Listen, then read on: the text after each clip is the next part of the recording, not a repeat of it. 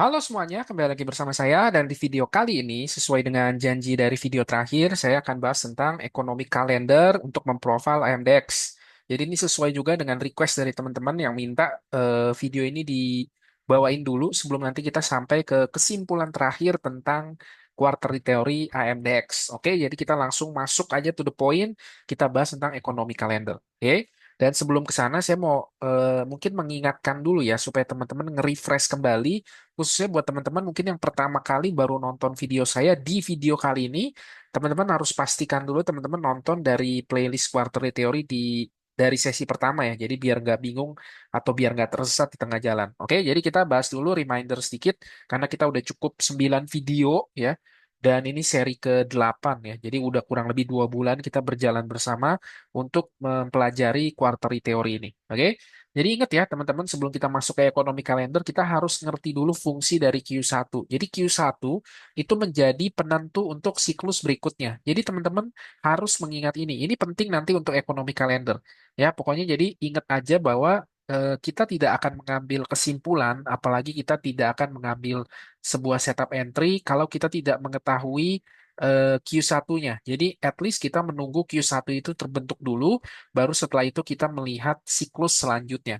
Oke, dan di sini dibilang ya, kalau Q1-nya ekspansi, Q2-nya konsolidasi, kalau Q1-nya konsolidasi, maka Q2-nya ekspansi. Dan teman-teman mungkin harus diingat bahwa teori ini, ya ini kan hanya sekedar hipotesis atau teori, dan semua teori itu punya probabilitasnya.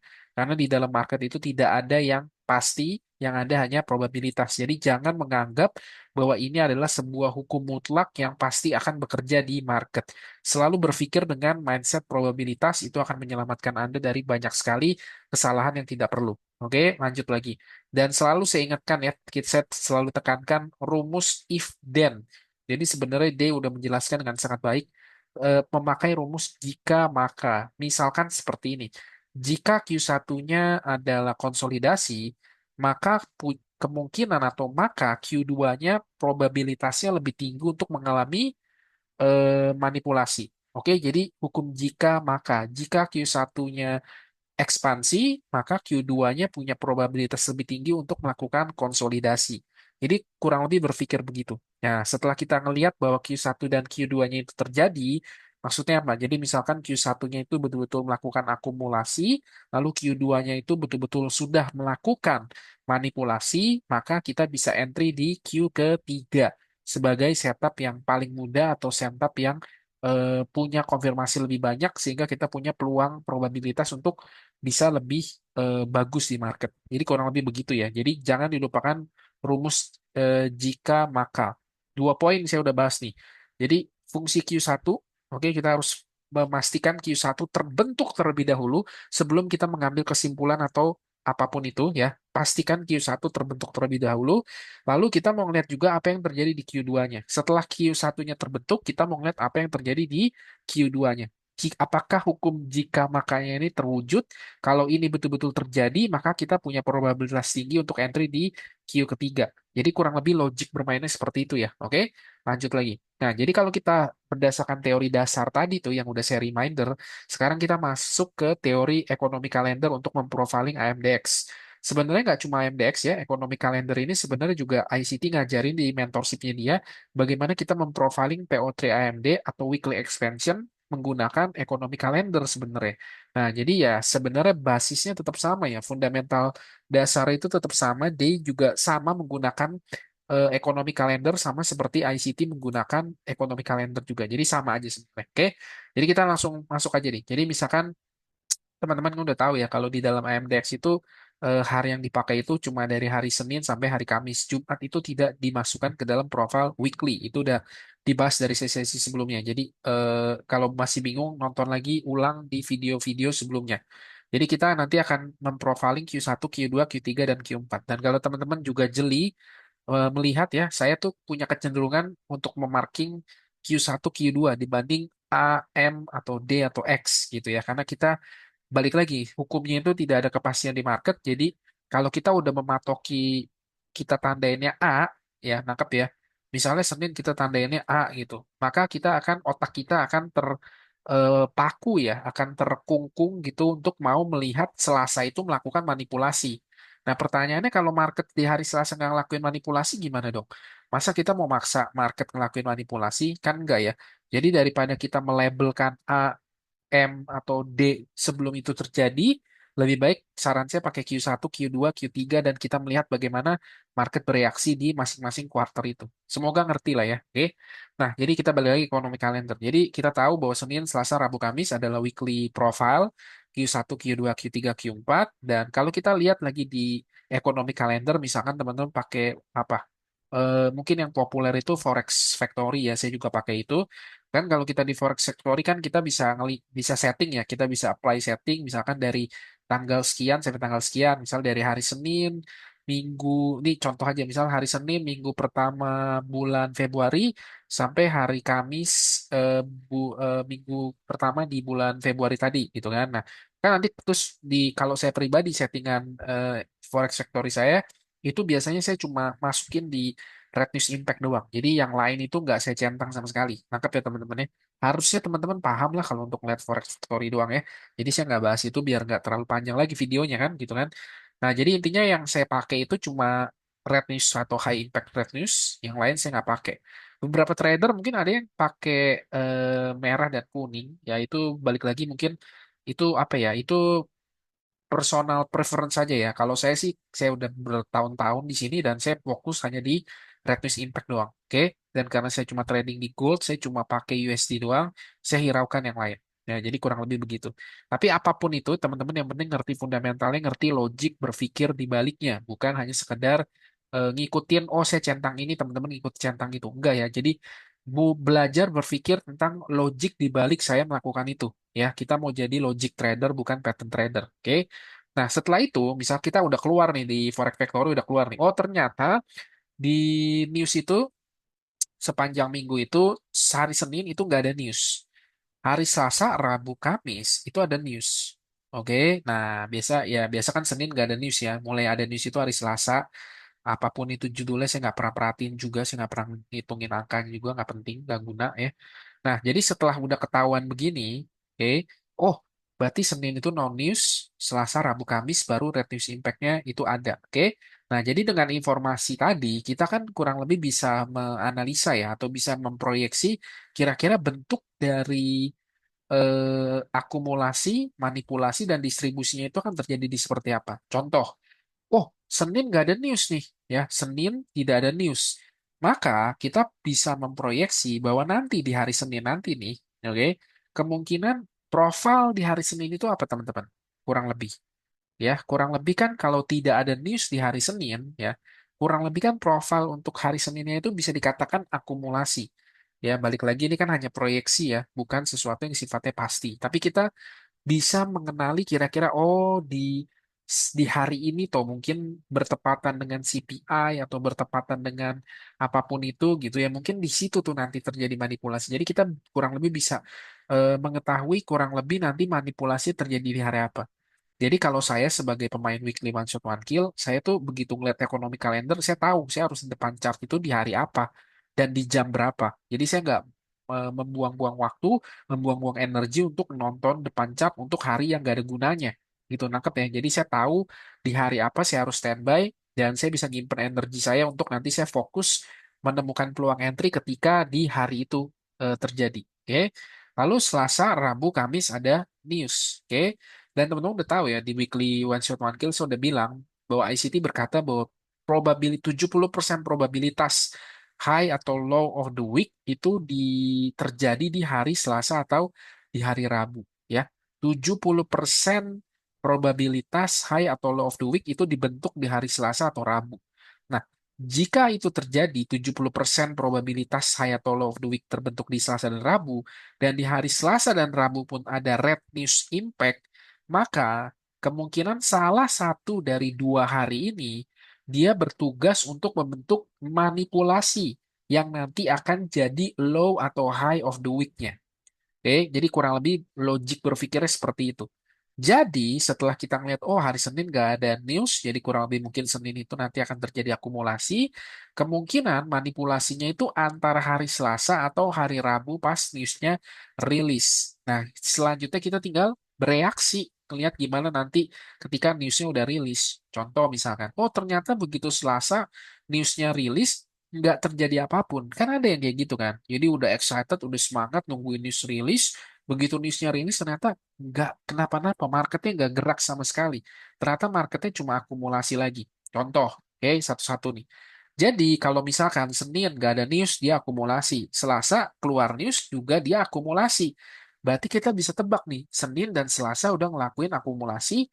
Berarti kemungkinan nanti Rabu pas high red news impact-nya, disitulah dia akan melakukan manipulasi. Dan nanti hari Kamisnya, dia profilingnya adalah distribusi. Tangkap ya teman-teman. Atau kalau misalkan, oh Senin nggak ada news, jadi pasti profilnya bukan pasti ya punya probabilitas lebih besar untuk profil itu dia accumulate di hari itu. Tiba-tiba di hari Selasa, pas Red News Impact-nya keluar, ternyata dia betul-betul ngelakuin manipulasi. Ternyata volatile sekali di hari itu dan dia ngelakuin manipulasi. Mungkin dia ngelakuin sweep liquidity di previous daily high, previous daily low, atau previous weekly high, weekly low-nya. Ya. Jadi basically, begitu hari Selasa, Red News Impact-nya rilis, dia ngelakuin manipulasi. Dia bergerak kencang candle-nya, tapi ternyata begitu closing candle cuma jadi wick. Ya, kurang lebih begitu. Kalau di hari Selasa pas Red News Impact-nya rilis dan dia ngelakuin manipulasi, maka kita bisa expect di hari Rabu, profil Rabu adalah dia akan ngelakuin distribusi. Oke? Jadi begini aja, lihat aja. Kalau Senin akumulasi, Selasa Red News Impact-nya rilis akumulasi lagi, kemungkinan besar Rabu yang akan ngelakuin manipulasi. Kalau Senin akumulasi, Selasa Red News Impact rilis, ternyata juga cuma dudak ngelakuin manipulasi, maka nanti hari Rabu akan melakukan distribusi. Jadi begitupun juga dengan hari Kamis, ya kan? Jadi kalau misalkan hari Senin akumulasi, Selasa akumulasi, Rabu manipulasi, maka Kamisnya akan ngelakuin distribusi. Kalau misalkan Seninnya akumulasi, Selasanya manipulasi, berarti kan Rabunya distribusi. Kalau Selasa manipulasi, Rabu distribusi, maka Kamis akan reversal. Yang which is saya udah bahas di Time and Price Series. Kita bahas tentang profile weekly, di mana itu yang saya sebut sebagai midweek Thursday reversal. Biasanya reversal itu kan sering sekali terjadi di hari Kamis. Betul nggak yang suka backtest? Ya kan? Nah, yang udah backtest, jam segini udah tahu tuh profile weekly. Oke, jadi kurang lebih begini ya cara baca Red News Impact atau bagaimana cara membaca ekonomi kalender untuk kurang lebih kita bisa memproyeksi bagaimana nanti pergerakan di weekly expansionnya. Jadi, oh Senin nggak ada news. Jadi ngapain kita Senin nontonin chart? Gak ada gunanya, karena itu adalah waktunya akumulasi. Dan di sendiri juga menekankan kita tidak entry di akumulasi. Kita entry tergantung dari skill teman-teman. Kalau teman-teman udah punya pengalaman lebih tinggi, teman-teman bisa entry di manipulasi. Kalau teman-teman pemula, saran saya entry di Q3. Tunggu manipulasinya selesai, lalu entry setelah manipulasi itu terjadi. Oke? Nah, jadi kurang lebih begitu ya untuk memprofiling kurang lebih ekonomi kalendernya. Nah, sekarang kita masuk ke contoh realnya, contoh real time-nya bagaimana kita bisa membaca ekonomi kalender dan memanfaatkan untuk menemukan peluang entry di minggu itu atau bahkan di hari itu. Nah, ini contoh di NFP Week, jadi saya ambil contoh dari bulan Februari ya, sepanjang Februari. Oke, ini nih 3 Februari sampai 7 Februari. Jadi kan kurang lebih ini tampilan Forex Factory kalau kita setting di 3 Februari sampai 7 Februari, saya cuma nyalain USD dan semuanya flat news. Ya, saya nggak peduli yang lain. Kenapa saya setting begini ya? Karena saya kan hanya trade di gold ya. Saya nggak trade di pair lain sama sekali. Nah, kalau teman-teman trade di pair lain ya disesuaikan aja settingannya. Jadi misalkan USD, GBP, apalagi Euro gitu ya, bebas ya teman-temannya. Jadi yang penting ngerti logisnya ya. Bukan hanya ngikutin saya. Oh, eh, dia nyalainnya cuma USD ini, nah saya ikutin. Jangan begitu, jangan ikut-ikut teman-teman. Tapi pelajari bagaimana cara berpikirnya sehingga teman-teman tuh bisa jadi betul-betul trader mandiri ya, nggak ketergantungan lagi. Oke, nggak disuapin lagi. Jadi kurang lebih setelah saya tahu nih, oke, kurang lebih jadi weekly di NFP minggu pertama di Februari itu ya kan nanti kan Jumat rilis NFP nih, ya kan, non-farm payroll ya kan. Nah, ternyata, nah ini agak unik nih, makanya cocok nih kalau kita jadiin contoh. Ternyata ini full ya, dari Senin, Selasa, Rabu, Kamis, Jumat, itu full dia ada news setiap hari. Bahkan Senin, Selasanya rilisnya jam 10 gitu ya. Lalu lihat tuh, hari Rabunya ada Presiden Trump speak ya, dan lain-lain dan lain-lain. Jadi bisa diprediksi bahwa ini adalah akan jadi apa namanya, eh, seek and destroy profile ya kan? Karena kalau tiap hari ada news, atas bawah dia volatile, ya itu kan masuknya kategori seek and destroy kan.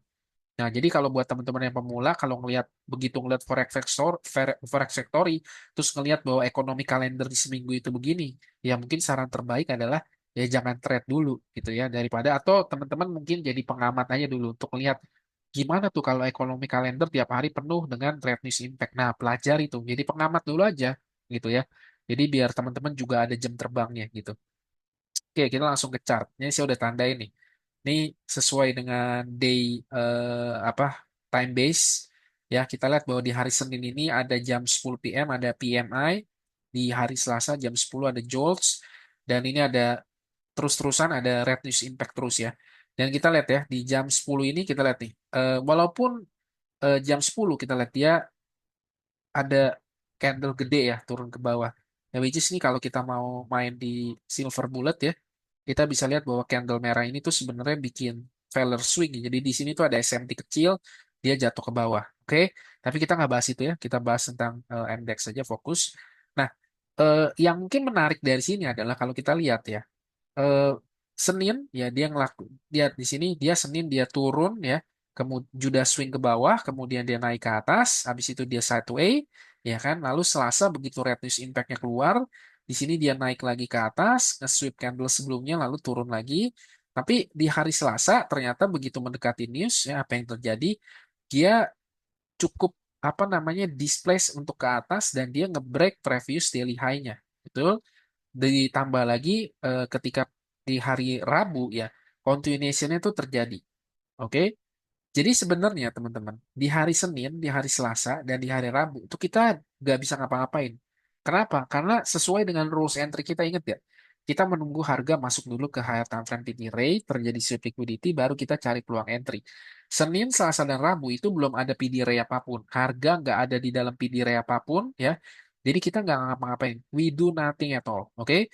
Sampai kapan? Sampai sebenarnya di hari Kamis ya ketika unemployment ini mulai keluar. Kenapa? Karena yang menarik adalah teman-teman perhatiin nih, di hari Selasa dan di hari Rabu ya, lihat kenaikan kencang ini, swing low terakhir yang ngedorong harga kencang naik ke atas, ngebreak previous daily high, ngebreak previous daily high ini, lihat ini kalau kita ke daily candle, oke, ke time frame daily, dan kita lihat candle ini tuh di candle daily itu jadi candle yang strong banget ya, candle yang displace banget dan nggak cuma sekedar displace tapi dia juga membentuk sebuah fair value di sini. Jadi Selasa dan Rabu ini ya ketika harganya kencang naik ke atas nge-break previous daily high ya, di daily candle di time frame daily dia membentuk semua daily fair value gap. Nah, ketika ini terjadi ya misalkan di hari Rabu kan kita kan nggak ngapa-ngapain karena dia nggak masuk ke air time frame delay, we do nothing kan. Tapi ketika hari Rabu closing candle daily-nya closing terus kita cek ke candle daily, oh ternyata kebentuk daily fair value gap nih di area bawah, di area diskon. Oke, jadi ya kita lihat, oh oke, Kamis juga bertepatan ada news, ya ada red news impact. So kita bisa prediksi nih, ya kan? Kita bisa memproyeksi. Kalau misalkan nanti di hari Kamis ini dia retrace balik ya, rebalance ke area imbalance di daily fair value gap ini, daily imbalance, oke, maka kemungkinan besar setelah dia rebalance internal liquidity, nextnya dia akan menuju kemana? External liquidity. Nangkap ya teman-teman ya. Jadi Senin nggak ngapa-ngapain, Selasa nggak ngapa-ngapain, Rabu nggak ngapa-ngapain. Kenapa kita nggak ngapa-ngapain? Ya karena kita harga tidak ada di dalam higher time frame PD rate. Kalau teman-teman cek ke trading view-nya di hari ini ya, kalau cek ke daily, weekly ya nggak ada apapun, nggak ada higher time frame PD rate. Higher time frame PD rate pertama yang terbentuk itu ya di hari Kamis ini, ketika hari Rabunya closing candle dan ternyata dia membentuk sebuah fair value di daily. Nah, jadi kita bisa mulai ngeliat nih, kalau dia rebalance ke area fair value gap ini di daily dan dia mampu closing di atas atau dia respect area daily fair value gap ini, kemungkinan bahkan nanti nextnya, kemungkinan pas newsnya rilis, ya dia akan melanjutkan continuation untuk bullishness-nya dari internal liquidity ke external liquidity. Dan kita lihat dia cantik sekali bahwa setengah 9 malam nih, tiga consecutive bearish candle ini ya, mendekati news, tiba-tiba begitu newsnya gede juga dia boom ke bawah kenceng, ya. Dan next candle-nya kemudian dia nusuk lagi sekali lagi, masuk lagi ke bawah, nge-sweep previous daily low di sini, dan kemudian closing candle-nya ada di atas dari daily imbalance ini. Ini menandakan bahwa dia respect imbalance ini. Dan ketika ini terjadi, closing candle ini terjadi, ya, maka ini kan setup kita terbentuk di sini. Betul nggak? Setup kita terbentuk yaitu apa? Terjadi subliquidity di dalam higher time frame PD array. Sisanya apa ya? Sisanya teman-teman tinggal cari entry, ya kan? Di video-video sebelumnya juga udah ada contoh-contoh untuk entry-nya. Betul nggak? Jadi, apakah news se semenakutkan itu? Ya dulu sebelum saya kenal ICT, news itu menakutkan. Tapi begitu saya mempelajari ICT, ya terutama setelah tahun kedua, saya mempelajari bahwa segala sesuatunya itu, menurut saya semuanya itu manipulatif ya, semuanya itu digerakkan atau semua itu by design. Tidak ada sesuatu yang sifatnya random ya. Karena lihat deh, coba lihat di sini. Setengah 9 malam dia nusuk ke bawah, habis itu dia terbang lagi. Random dari mana coba? Kok bisa-bisanya begitu pembukaan New York Open atau masuk di dalam release news, dia bisa rebalance dulu ke area imbalance, baru kemudian dari internal dia terbang lagi ke eksternal. Apakah ini sesuatu yang sifatnya random? Atau ini adalah cara kerja algoritma betul-betul. Oke. Nah, kalau kita ke time frame lebih kecil lagi, kalau kita mau temuin sebuah entry pointnya ya, di sini kita lihat ya, cantik banget ya. Jadi kan kita fokus di area ini ya, di hari Kamis ini, karena hari Kamis inilah adalah hari di mana munculnya sebuah higher time frame PD array. Jadi kalau misalkan di hari Kamis ini dia rebalance kembali, ya kita bisa nemuin peluang entry. Kurang lebih kan begitu cara logik berpikir ya. Nah, Q1, Q2, Q3, Q4, oke. Dan kita lihat di Q3 dia ngelakuin manipulasi nusuk ke bawah, betul? Dan ini tepat terjadi di jam 10 PM. Ya, masih dalam New York Kill Zone. Dan lihat ya, setelah dia masuk ke dalam ya jam 10 PM, apakah ini sesuatu yang random? Apakah ini buyer dan seller ya? Apakah buyer janjian jam 10 PM nge-buy bareng-bareng gitu sehingga dia terbang ya? Dan teman-teman yang udah backtest coba jawab saya. Sering nggak nemuin kalimat apa price action seperti ini? Dimana seringkali yang seringkali saya bilang ya, dan mungkin hanya segelintir orang yang mengerti, saya selalu bilang berturut-turut bahwa manipulasi itu selalu terjadi di jam yang sama setiap harinya. Yang udah backtest cengar-cengir tuh dengar kalimat saya barusan. Karena kita selalu melihat manipulasi itu terjadi betul-betul di jam yang sama, either setengah 10 atau jam 10, ya nggak sih? Oke. Nah, jadi kita lihat ya. Jadi setelah dia ngelakuin manipulasi di bawah ini, di sini kita bisa menemukan sebuah peluang entry. Oke, kita zoom in lagi biar lebih enak. Nah, kalau teman-teman masih apa ya, masih berpatokan atau masih kukuh dengan AMDX, ya di sini kan kita nggak bisa nemuin profil AMDX sama sekali, betul nggak sih? Ya ini akumulasi, kemudian dia ke bawah. Oke, ya kan nggak, ya kalau kita mau objektif di sini, kita nggak bisa profiling AMDX di sini. Betul nggak? Makanya saya lebih suka pakai Q1, Q2, Q3, dan Q4. Oke. At least saya selalu mencari di mana manipulasinya terjadi dalam higher time frame BD rate. Itu aja jadi patokan saya. Oke. Ya, jadi setelah ini terjadi nih teman-teman, coba nih sekarang gantian teman-teman lebih proaktif. Setelah subliquidity jam 10 malam ini terjadi, oke, teman-teman bisa nggak nemuin sebuah peluang entry untuk kita mengambil posisi buy yang dimana kita bisa targetin di previous daily high-nya, atau kalau mau pakai time frame 15 mungkin bisa di previous quarter high-nya. Oke, coba di area sini setelah dia nge-sweep, ketemu nggak sebuah peluang entry untuk kita dapat posisi entry buy? Coba silakan teman-teman yang mau belajar, yang mau proaktif, coba di pause dulu videonya sebentar, dilihat dulu price actionnya, dan kira-kira dipikirin deh, kira-kira di mana nih kalau ketemu price action begini, kita udah tahu biasnya ya. Selanjutnya kita mau cari entry buy di mana? Coba silakan teman-teman, silakan di pause. Oke, saya anggap aja udah ya, ya. Jadi kalau gitu saya langsung pakai lipstick aja biar nggak lama. Oke, jadi kayak gini, ini simple, ini very simple thing ya. Kita lihat bahwa ini ya, ini kan swing high terakhir yang ngedorong harga nge-swing ke bawah, dan begitu dia di break ya, maka ini terjadi perubahan struktur dari market maker sell model sekarang market maker buy model. Tapi kan kalau kita lihat price action, perubahan struktur ini baru terjadi di keesokan harinya, tidak terjadi di hari yang sama ketika harga melakukan manipulasi. Sehingga sebenarnya kita nggak bisa ngapa-ngapain juga di hari sini. Betul nggak sih? Dan ini juga mungkin jadi pembelajaran juga buat teman-teman, bahwa teman-teman tuh nggak harus kok terburu-buru atau FOMO entry di hari yang sama ketika market melakukan manipulasi. Ya, Jadi biarkan aja market melakukan manipulasi, ya. Biarkan market selesai melakukan manipulasi. Setelah sudah betul-betul selesai melakukan manipulasi dengan terjadinya perubahan struktur, baru teman-teman fokus untuk cari entry-nya, ya. Jadi nggak harus buru-buru FOMO lalu merasa bahwa ketika ketinggalan momen di sini apa namanya kiamat. Wah, udah deh nggak dapat entry dan segala macam. Enggak ya teman-teman, selalu ada peluang untuk kita menemukan entry. Karena perubahan strukturnya pun baru terjadi di keesokan harinya. Oke, jadi kalau kita fokus di hari ini, ya walaupun di hari Kamis ini dia betul-betul melakukan manipulasi dalam higher time frame bini ray, ya sesuai dengan profil ekonomi kalender kita, Selasa, Rabu, Kamis adalah hari-hari yang krusial, tapi kita nggak nemuin entry. Oke, tapi yang menariknya apa? Yang menariknya adalah di hari Jumatnya, walaupun Jumat itu bukan masuk dalam weekly profile kalau kita ngomong konteksnya di quarterly teori. Tapi kalau kita ngomong di mungkin weekly one shot one kill atau kita ngomong TGIF ya, by the way saya belum pernah bahas TGIF ya. Oke, nah ini kan kita bisa nemuin peluang entry di sini di hari Jumatnya. Oke, walaupun teman-teman harus hati-hati kalau mau entry di hari Jumat ya teman-teman ya, karena itu lebih volatile dan lebih manipulatif. Oke, tapi kalau kita mau entry di hari Jumatnya, ya berarti kita nggak bisa pakai quarterly teori, ya mungkin pakai weekly one shot one kill, kita menemukan peluang entry yang cantik sekali ya. Karena kita lihat ya, dia display ke atas, market structure shift-nya terjadi.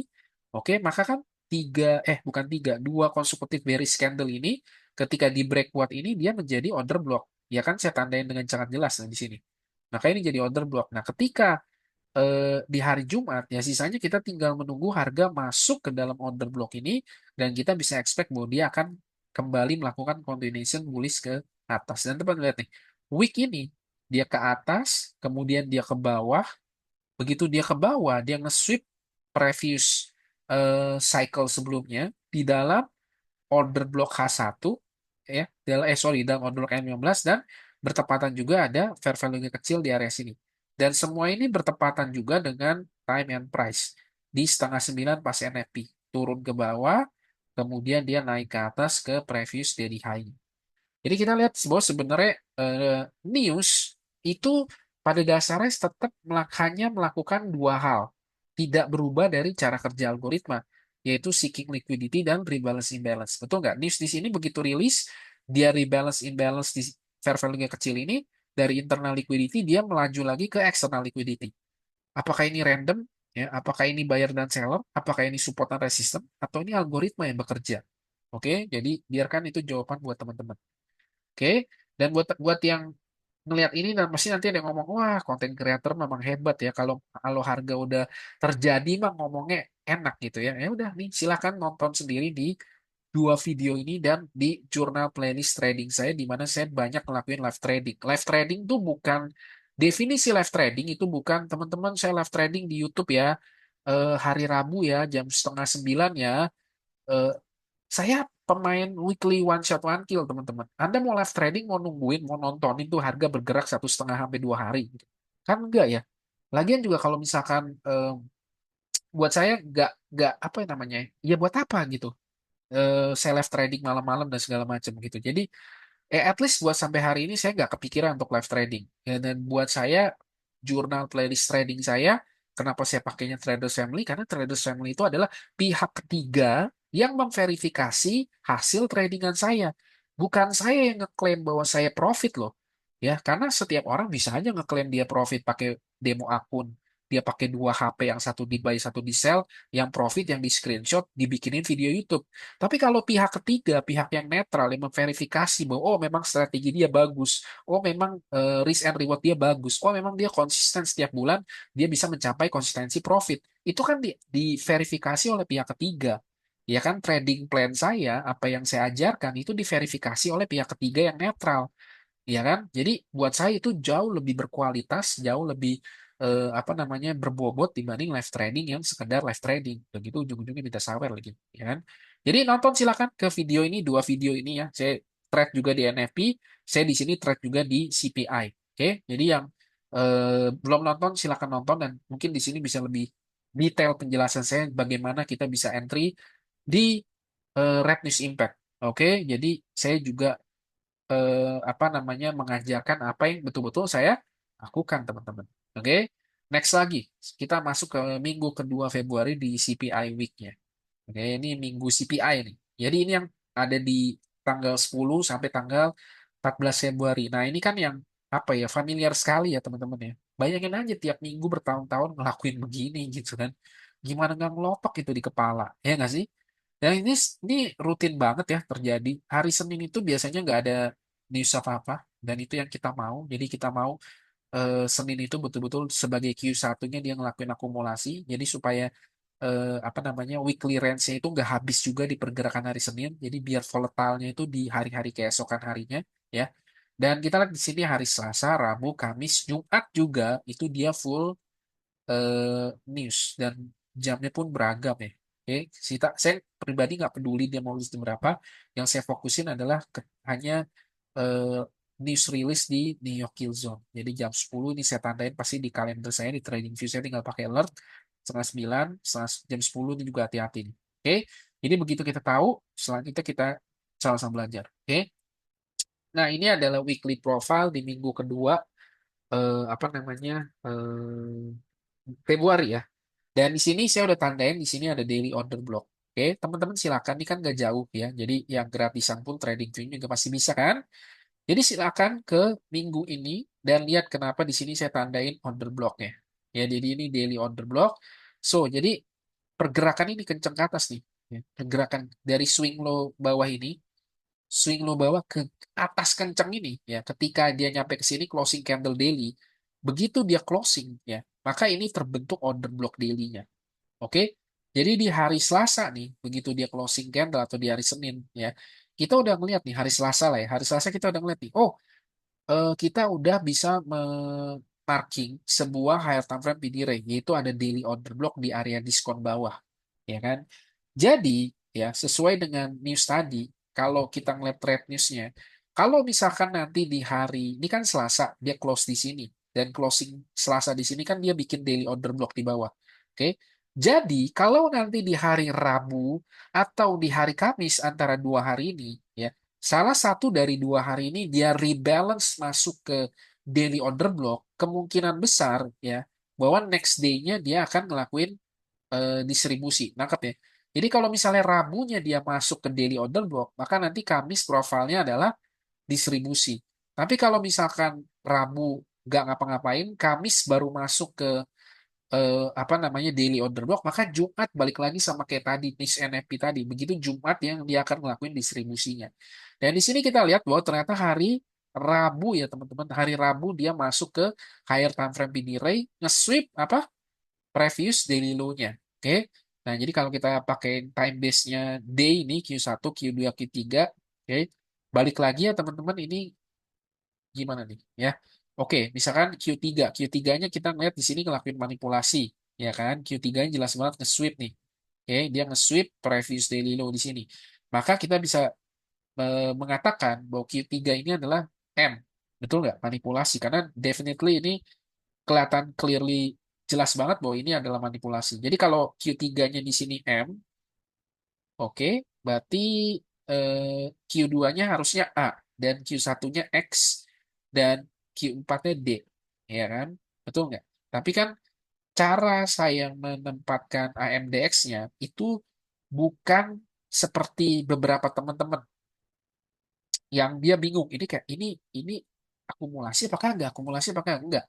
Saya memprofiling AMDX itu dengan melihat ketika manipulasinya sudah jelas-jelas terjadi. Ketika manipulasi terjadi seperti ini, makanya mengenali manipulasi itu pasti lebih mudah dibanding kita mengenali akumulasi. Itu udah jelas banget. Jadi daripada teman-teman pusing-pusing mencoba mengenali akumulasi apakah enggak, lebih baik latihan mata Anda untuk mengenali bentuk berbagai macam bentuk manipulasi. Begitu di sini manipulasi terjadi, ya udah berarti kita tahu, oke, maka quarter ini adalah quarter manipulasi. Kalau ini quarter manipulasi, maka quarter sebelumnya adalah quarter akumulasi. Dan ketemu X, AMD-nya ketemu. Oke, di sini jelas banget dia nge-sweep previous daily low-nya di sweep di dalam daily order block-nya. Oke, jadi kita bisa menemukan sebuah entry either di hari yang sama, ya, tergantung price action-nya, atau di keesokan harinya. Ya, jadi kita ke time frame lebih kecil. Dan kita lihat ya bahwa ini setelah dia nge-sweep di sini, konsekutif bearish candle ini semua ketika di break ke atas, market structure shift-nya terjadi, maka ini menjadi order block lagi, order block H1. Kita ke time frame lebih kecil. Dan ini adalah news release-nya. Jadi dia masuk news release. Jadi begitu order blocknya terbentuk, ya dia rebalance lagi tuh ke order block tepat di jam 14. Ini kenapa nih saya tandain begini? Karena ini saya sendiri ya teman-teman, saya limit di sini, cuman nggak kejemput sama sekali. Ya, nanti saya kasih lihat juga kenapa. Nah ini ya, contohnya kalau kita kayak M15, dia nge-sweep di dalam daily order block nih. By the way, private community saya banyak banget yang dapat entry yang di sini ya. Karena ini definitely ini makanan kita banget ya. Anak-anak sih ngeliat beginian sih matanya sih udah kelatih banget ya. Dan saya sendiri juga udah, saya sendiri di sini teman-teman. Di satu, dua, tiga ini. Ya, saya limit di sini betul-betul pakai MRG. Saya naikin sedikit ya. Ternyata karena spread dia nggak kejemput dan dia bikin naik, dia bikin all time high. Jadi ini agak sedikit memorable nih karena ini cukup masih tersisa rasa sakitnya ya. Kalau saya ngeliat price action ini. Oke. Nah ini jadi kalau kita kayak 15-nya ya kita fokus di hari manipulasinya. Di hari manipulasinya kalau kita bagi lagi kuarternya Q1, Q2, Q3, Q4 di sini juga terjadi bagus banget ya. Dia nge-sweep Q2-nya, tapi di dalam hari ini sendiri ya dia balik lagi dia juga nge-sweep Q2-nya. Jadi ini cantik sekali indeksnya ya. Makanya kalau teman-teman mau serius pakai MDX ya harus objektif ya. Kalau memang di hari itu terjadi AMDX ya silakan, tapi kalau nggak terjadi AMDX ya udah jangan dibuat-buat, skip aja udah gitu ya. Oke, jadi dia nge-sweep Q2, Q2-nya di sweep, kemudian di splash ke atas, market structure shift-nya terjadi, order block terbentuk, fair value gap juga terbentuk. Sayangnya dia masuk ke order blocknya. Dan alasan walaupun di sini kan dia, bang, ini kan dia rebalance lagi. Kenapa nggak entry di sini ya? Karena ini tadi saya kasih lihat kan jamnya, jam berapa ini? Jam 14. Dan jam 14 tuh berarti di Jakarta jam 1 ya di ya kan jam 1 WIB. Saya udah tidur. Limit saya tuh udah saya hapus gitu karena udah begitu keluar dari New York Kill Zone saya udah pasti hapus biar ngapain gitu ya karena saya disiplin time and price aja udah yaitu udah gaya saya untuk weekly one shot one kill. Oke, jadi kita bisa menemukan entry point di hari ini ya ketika newsnya rilis dan kita bisa dapat di hari yang sama beda kayak minggu lalu pas NFT ini minggu CPI. Nah, nanti teman-teman bisa nonton di video saya di mana saya bahas cara entry saya di NFT dan CPI. Oke, cari aja di ya ketik aja lah gitu ya. Oke. Nah, sekarang kita masuk ke minggu ketiga. Oke, biar nggak terlalu lama, jadi saya cepet aja nih. Oke, minggu ketiga ini adalah weekly economic calendar-nya. Dan kita lihat ya di sini Senin dan Selasa itu nggak ada news. Jadi kita bisa profiling apa Senin dan Selasa kemungkinan besar dia akan melakukan apa teman-teman? Betul sekali, dia akan melakukan akumulasi. Jadi kalau misalkan Senin dan Selasa ini akumulasi, maka kita mau ngelihat hari Rabu dia ngelakuin manipulasi, either dia sweep atas atau sweep bawah, kita nggak peduli ya. Lalu setelah kalau memang betul-betul Rabu itu dia nge-sweep dalam harta frame ini Ray, maka Kamis profilnya adalah distribusi. Jadi kurang lebih kita bisa prediksi nih. Nah kalau ngelihat kayak begini, ya ngapain kita depan cat Senin dan Selasa? Karena udah jelas banget 2 hari ini kemungkinan punya probabilitas besar banget untuk bikin akumulasi. Jadi ngapain buang-buang energi dan waktu di depan chart untuk di hari Senin dan Selasa. Lebih baik kita nanti bertempurnya atau bertarungnya di hari Rabu dan Kamis ketika rilisnya rilis di New York Hill Zone di jam 9 atau setengah 9 ini. Oke, nah kita lihat di apa yang terjadi. Nah ini ada kisi-kisinya sedikit nih. Jadi di minggu ini juga apa namanya apa cukup jelas ya, cukup jelas dan ada beberapa anak-anak juga di private student yang dapat banyak entry. Kenapa? Karena ini teman-teman sesuai dengan video yang terakhir ya, ada SMT di sini. Dan SMT-nya terjadi di mana nih? Di daily order block. Ini daily order block yang tadi ini kan sweep yang hari CPI-nya kan, dia naik ke atas. Habis itu ada SMT lagi di sini ya.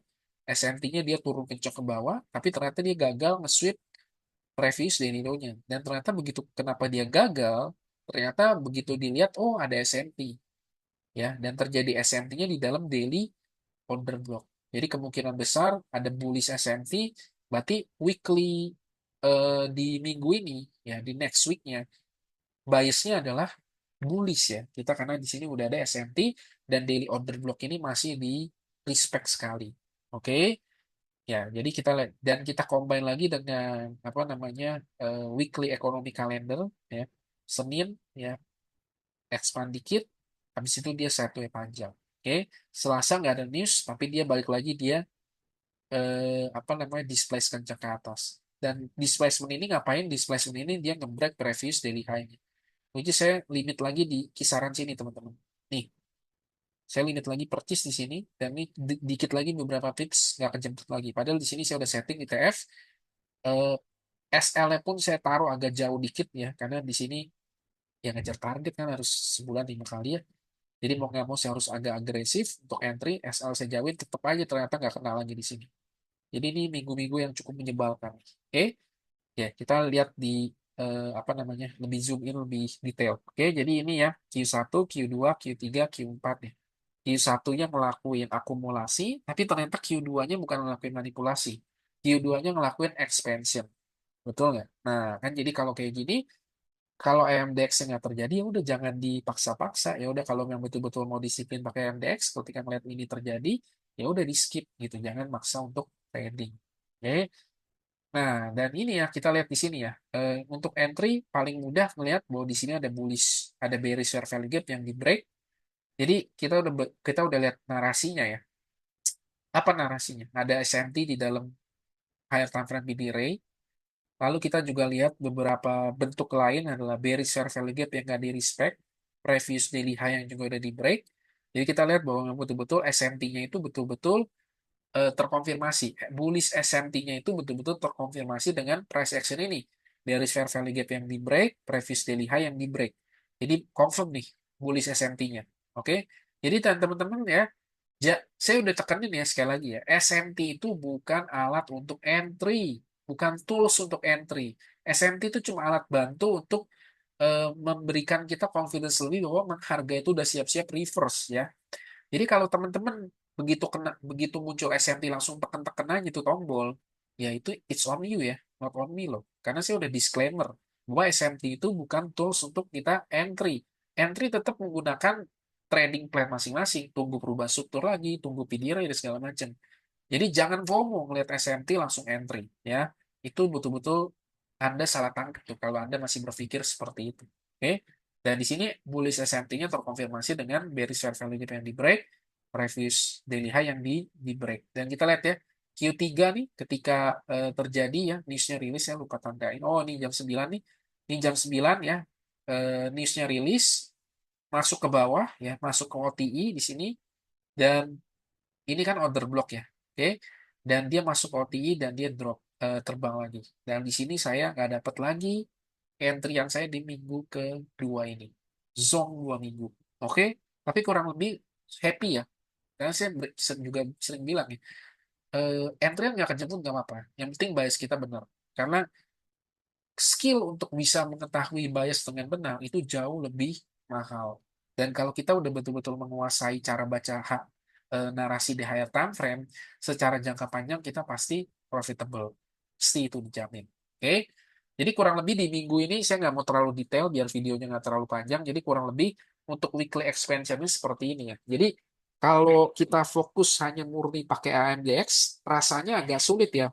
Eh, apa kalau dari contoh-contoh 3 minggu terakhir misalkan ya mungkin di minggu kedua tadi paling bagus untuk mendekati indeksnya. Tapi kalau kita fleksibel, mungkin combine antara indeks dan weekly one shot one kill atau mau fokus aja di weekly one shot one kill sekalian, kita bisa lebih menemukan entry ya paling mungkin kayak saya aja gitu ya. Entry-nya kadang nggak kejemput kayak gitu. Oke. Nah, sekarang kita masuk minggu keempat. Nah, untuk minggu keempat ya saya minta teman-teman silahkan lakuin analisa sendiri di minggu keempat dan nanti kalau teman-teman udah ketemu cara baca ekonomi kalendernya coba tag saya di Instagram saya. Oke. Oke, jadi teman-teman biar nggak terlalu panjang dan sekalian biar kasih PR juga buat teman-teman biar kita diskusi nanti ngobrol enak di Instagram. Oke, saya tunggu ya tagnya ya. Oke. Nah, jadi kayak gitu. Jadi ini masuk kesimpulan akhirnya untuk ekonomi kalender dan AMDX. Jadi ini beberapa pro tips dari saya untuk menggunakan ekonomi kalender. Yang pertama adalah gunakan ekonomi kalender sebagai referensi, bukan patokan mutlak. Ekonomi kalender bisa bantu kita identifikasi hari-hari penting untuk manipulasi dan distribusi seperti tadi ya. Jadi kita nggak perlu depan chart nontonin gitu ya. Tapi kita tahu di minggu itu kapan kita harus menyediakan waktu ya fit energi kita untuk bertarung, bertempur. Kita tahu di hari apa tuh. Kita harus standby dan siap bertempur. Oke. Tapi market itu tidak selalu bergerak sesuai dengan pola index. Ya, jadi fokus pada reaksi market setelah news, bukan sekedar tanggalnya. Seperti saya udah sering juga nyentil-nyentil ya. Kalau Anda udah keburu entry sebelum news, ya, buat saya itu judi sih. Ya kan? Itu kan tebak-tebakan aja kalau nggak naik turun. Apa bedanya sama judi? Ya kan? Makanya saya nggak pernah entry sebelum news. Ya, saya selalu entry setelah news. Oke, setelah newsnya rilis, kita lihat bentuk price actionnya, manipulasinya terjadi, baru kita entry. Oke. Yang kedua, berhenti memaksakan AMDX pada market yang nggak mendukung. Seperti contoh-contoh yang udah saya bawain tadi dan video-video sebelumnya. AMDX itu bukan satu-satunya cara membaca manipulasi. Jadi selalu lihat big picture dan identifikasi dulu tren utama sebelum nanti main masuk ke MDX dan profiling. Karena bahayanya kalau teman-teman langsung profiling MDX, teman-teman itu jadi terkotak-kotak di kepalanya. Ya kan? Jadi fleksibilitas itu kunci. Kalau market nggak menunjukkan setup AMDX yang ideal, jangan dipaksakan. Karena saya melihat banyak teman-teman tuh yang kirim-kirim gambar di Instagram saya, di DM Instagram saya, itu nandainya bukan pakai Q1, nandainya langsung A, langsung M gitu. Nah, itu kan di otak ya. Begitu teman-teman quarter satu teman-teman tandain A, maka kan otomatis di otak Q2-nya maunya M. Begitu Q2-nya nggak terjadi M, kayak tadi yang saya kasih contoh, ya, bentuk price action-nya aneh-aneh, teman-teman udah bingung. Kenapa? Karena teman-teman nggak siap terima sesuatu yang bukan M. Teman-teman maunya ngelihat M. Ketika M-nya nggak terjadi, bingung, panik, FOMO, berantakan semuanya, trading plan-nya hancur. Ya kan? Jadi jangan dipaksakan. Kalau memang A dan M-nya nggak terbentuk, ya tadi rumus tadi di awal banget, rumus jika makanya itu nggak terjadi, jangan dipaksain gitu. Fleksibel aja teman-teman ya. Fleksibel itu adalah kunci untuk kita bisa bertahan lebih lama di dalam market. Oke? Lalu emosi versus logika. Tetap objektif dalam trading. Jangan biarkan bias dari AMDX ini membuat keputusan trading kita jadi emosional seperti yang tadi. Karena kita nandainnya bukan pakai Q1, Q2, tapi pakainya langsung A, langsung dilabelin A. Begitu Q2-nya, M-nya nggak terjadi, panik ya. Eh, ya intinya panik, bingung, halut gitu ya. Akhirnya emosional, akhirnya maksa entry di market dan akhirnya kena loss. Jadi selalu tanyakan pertanyaan ini sebelum teman-teman entry. Apakah ini setup yang valid sesuai dengan rules entry saya ya atau ini hanya sekedar asumsi.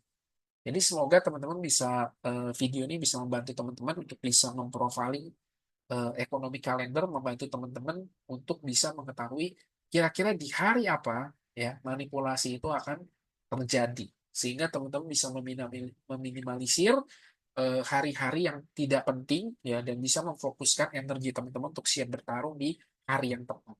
Oke, jadi kurang lebih video kali ini gitu aja teman-teman. Thank you yang udah nonton dari seri 1 sampai ke seri 9 ini ya, video ke-9 ini yang udah setia nonton. Thank you banget teman-teman. Kalau misalkan ada hal-hal yang masih bingung atau ada penjelasan saya yang masih kurang jelas, teman-teman tulis aja di kolom komentar. Nanti saya akan bantu untuk bikin update videonya di video terakhir nanti di video kesimpulan akhir. Oke? Jadi pastikan teman-teman kalau ada pertanyaan seputar video-video di semua seri ini langsung buru-buru komen di kolom komentar ya. Karena nanti next minggu depan akan jadi video terakhir. Dan jadi pastikan teman-teman kalau punya pertanyaan, ajukan pertanyaan sebanyak-banyaknya. Kalau udah kebingungan, tulis sebanyak-banyaknya di kolom komen. Nanti semua itu akan saya rangkum dan akan saya jawab di satu video terakhir di seri quarterly kita. Oke? Jadi thank you teman-teman yang udah nonton. Kita ketemu lagi minggu depan dan sukses selalu. Salam trader mandiri dan happy cuan semuanya. Bye-bye.